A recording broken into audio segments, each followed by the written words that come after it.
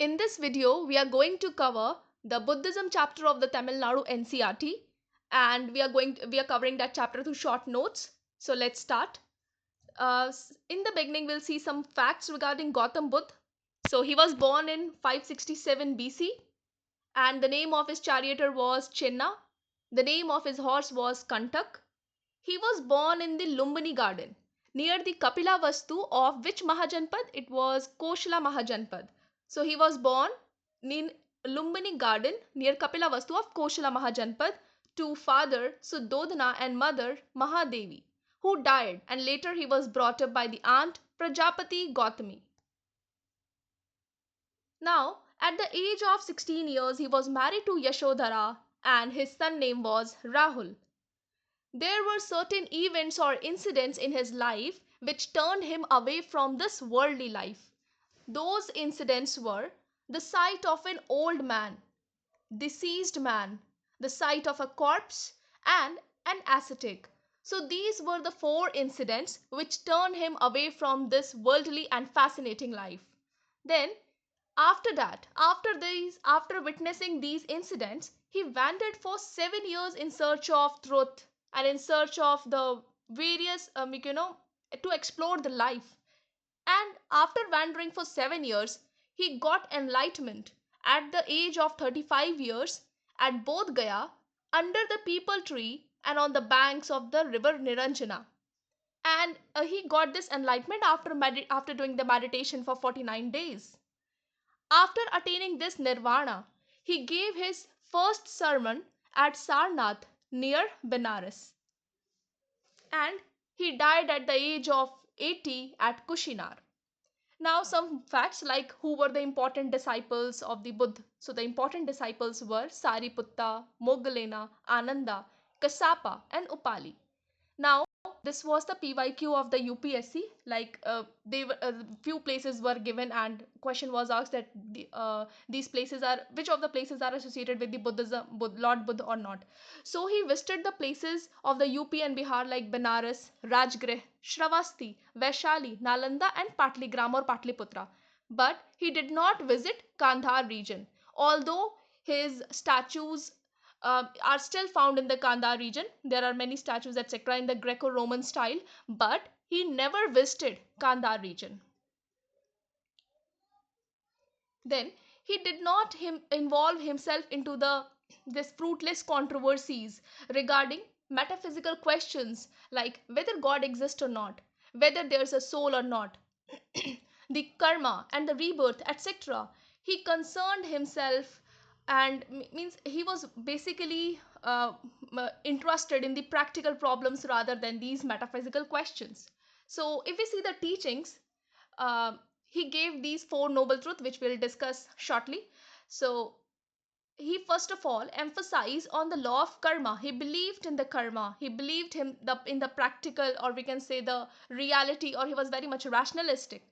When it was written somewhere like he was asked a question about the god, he simply smiled and didn't say anything. So in his teachings, he neither accepts nor rejects existence of the god.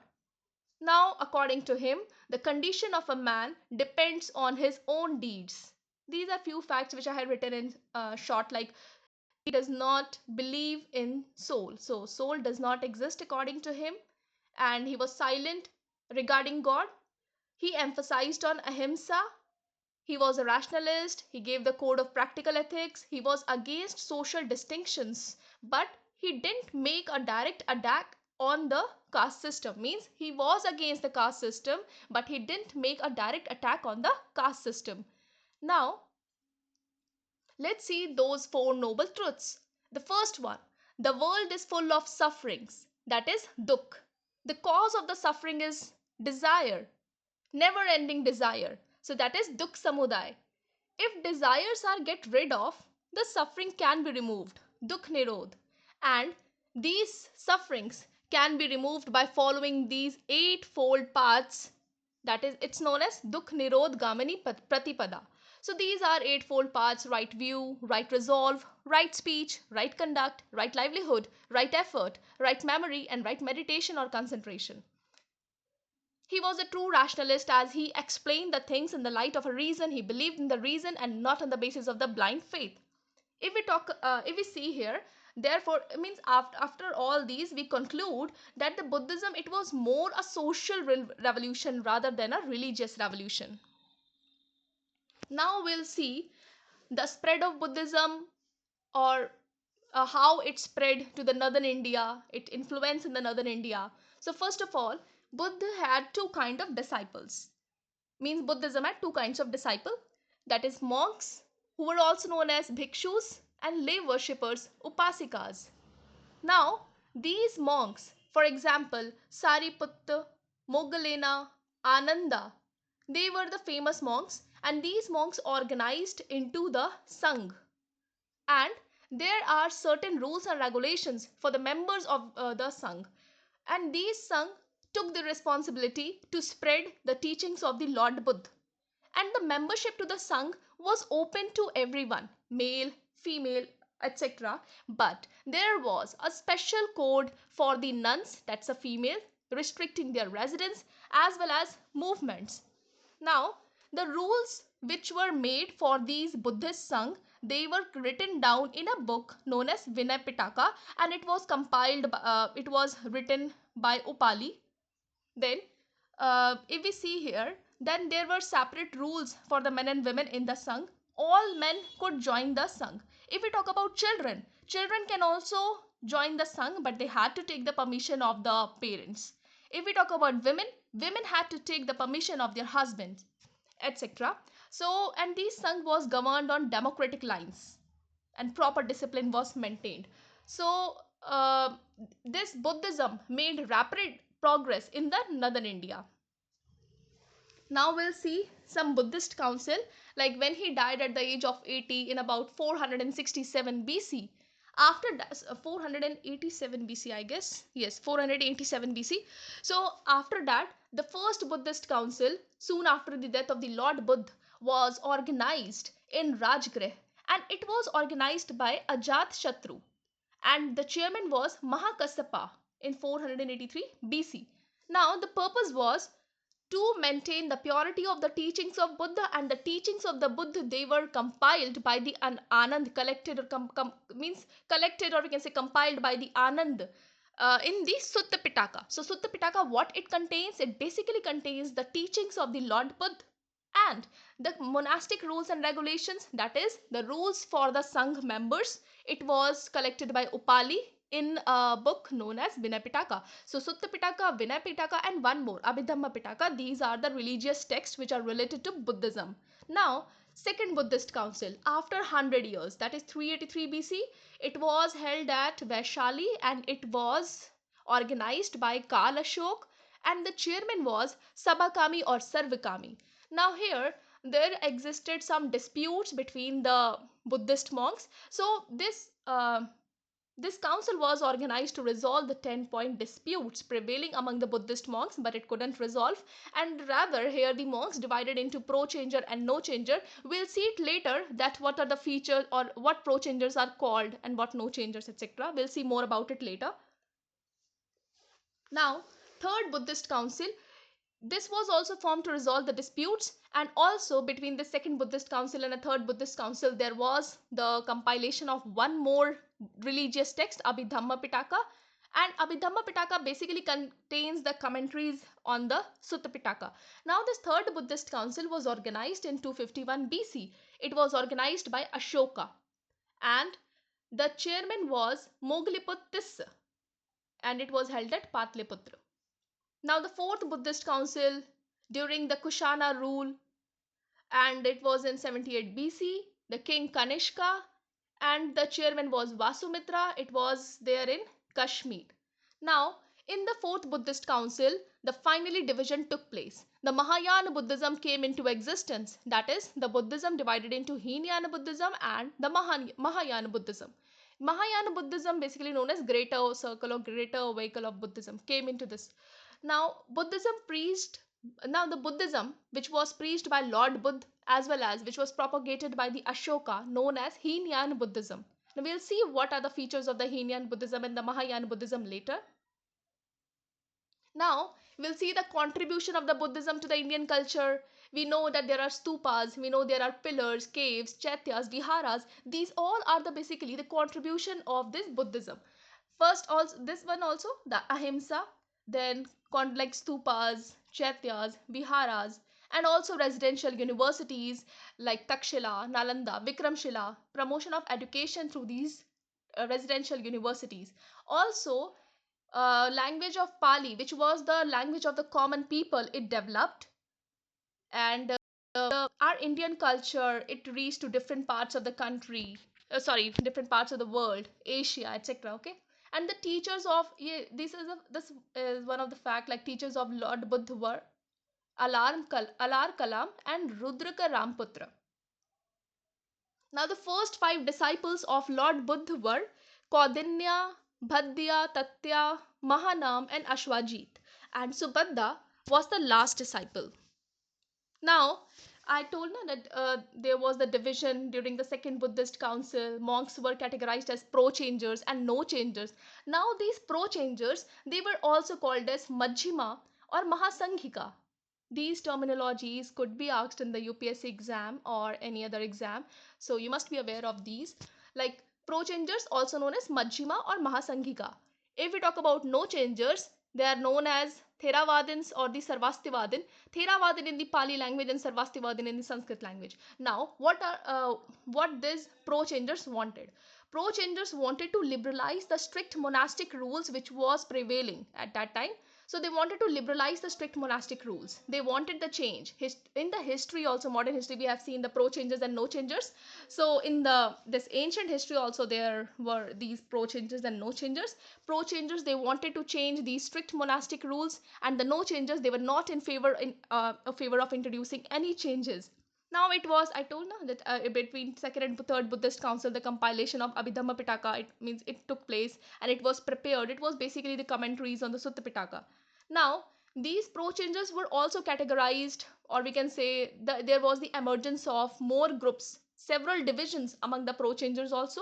Like you just have to know the name of these, means these terminologies could be asked that they are related to which religion. So Sarvastivadins, Samitya, Purvashal, Aparshal, Uttarshal. Now, these are the literary text, Buddhist literary text, which were written by Ashwaghosh in the Sanskrit language. Now, let's see those texts. Buddha Charita, which is the biography of the Lord Buddha. Saundar Anand. Saundar Anand is basically the conversion of the Nanda, Buddha's half brother, into the Buddhism, and it was written by Ashwaghosh. Then Sariputra Prakaran. So three books, Buddha Charita, Saundar Anand, and Sariputra Prakaran. These three books were written by Ashwaghosh in Sanskrit. Now, philosophical differences between Mahayana and the Hinyan Buddhism. Mahayana considered Buddha as Bhagwan Buddha or Lord Buddha. And Hinyan, which was earlier, or we can say at the time of Ashoka, or the Lord Buddha believed in this Hinyan Buddhism. This Hinyan followers, they considered Buddha as a religious teacher or a preacher, not as a god. But the Mahayana, they considered Buddha as a Lord Buddha. Now, the Hinyan, they worshipped Buddha through the symbols like footprint, lotus, etc. And here, idol worship started. Concept of bhakti was introduced. And Hinyan followers, they continued the practicing of eightfold path to attain salvation or nirvana, and the Mahayana, they left this practicing of the eightfold path, and in order to get the nirvana, they introduced a new concept, that is Bodhisattva. And here the Hinyan, they rejected the concept of Bodhisattvas. Now let's see who were Bodhisattvas. These Bodhisattva, the term Bodhisattva, it was basically introduced by the Mahayana sect of the Buddhism. Bodhisattvas, what they do, they basically, in order, they help the people get the nirvana. So in order to help the people get the nirvana, they delay their own salvation. They are at the verge of attainment of the nirvana, but they will not do so because they will not do so until every person attains the nirvana, because they are very much kind hearted, they're compassionate, they delay their own liberation because of the in order to help the people to attain the nirvana. Now, if we see the early Buddhism, Bodhisattva term was there and it was used to refer the Gautam Buddha in his former life. But here later on, when after this Mahayana Buddhism, it was basically a concept, and and they help the people get the nirvana without practicing these eightfold paths, and they will not attain the nirvana until unless each and every person get the status of nirvana. So it is considered that they are very kind hearted, they are very compassionate, helpful, that they are helping the people to attain the nirvana. So let's see some of the bodhisattvas. The first is Avalokiteshvara. Avalokiteshvara Padmapani, the one who bears lotus, the Padam, lotus in his hand. And if we talk about the next, Vajrapani, Vajr, thunderbolt. So one who bears a thunderbolt in his hand. Shiti Garbha, protector of children, travelers, rescuer of the beings in the hell. Amitav, the father of heaven, one who brings for us the immeasurable glory. Now, this Mahayana and Hinyan was further divided. You just have to know the name. Like Mahayana, it was divided into Madhyamika, or also known as Sunyavad, and Yogachar or Vijnanavad. This Madhyamika or Sunyavad was propounded by Nagarjuna, and this Yogachar or Vijnanavad propounded by Matrinath. The question can come like this: Yogachar, Vijnanavad are related to which religion? It's Buddhism. So you know only have to know the terms. Now, Hinyan, it was divided into Vaibhashika and Swatantrika. And one fact, the Bodhisattva Padmapani painting can be seen in the cave number 1 of the Ajanta cave, and it was painted during, oh, sorry, it was painted during the second half of the 5th century. Now, I guess it's the last one. Yes. The causes of decline. So, there were 3 phases. In the first phase, it was quite better, like Buddhist monasteries, they remained the center of eightfold path, they helped people get their nirvana, like after the division of that Hinyan and Mahayana Buddhism. They helped, means it was the starting also, not division, not after division. It was in the initial phase, they followed the eightfold path and helped people get nirvana. In the second phase, this was the phase when the Mahayana came into existence. Monasteries now became the center of knowledge and philosophical discussions. I had told earlier that Gautam Buddha avoided the philosophical discussions, that whether God exists or not, etc. But during the second phase, these monasteries, they became the center of the knowledge and the philosophical discussions. Monks now started accepting gold and silver. Now more remain in contact with the masses. They no more remain in contact with the masses, and earlier they used the Pali language, but now they took to Sanskrit. They actually, the Sanskrit was the language of elites, and they switched to this Sanskrit language from the Pali language, and which became very much difficult because the common people at that time understands that Pali language. They were familiar with the Pali language, but the Sanskrit language created a distance, or we can say the uh, means created a distance between the Buddhism and the people. Now, in the later phase, monasteries became the center of corrupt practices. For example, they started living at the cremation ground, consuming the flesh of the dead bodies, and eating and drinking in the human skull.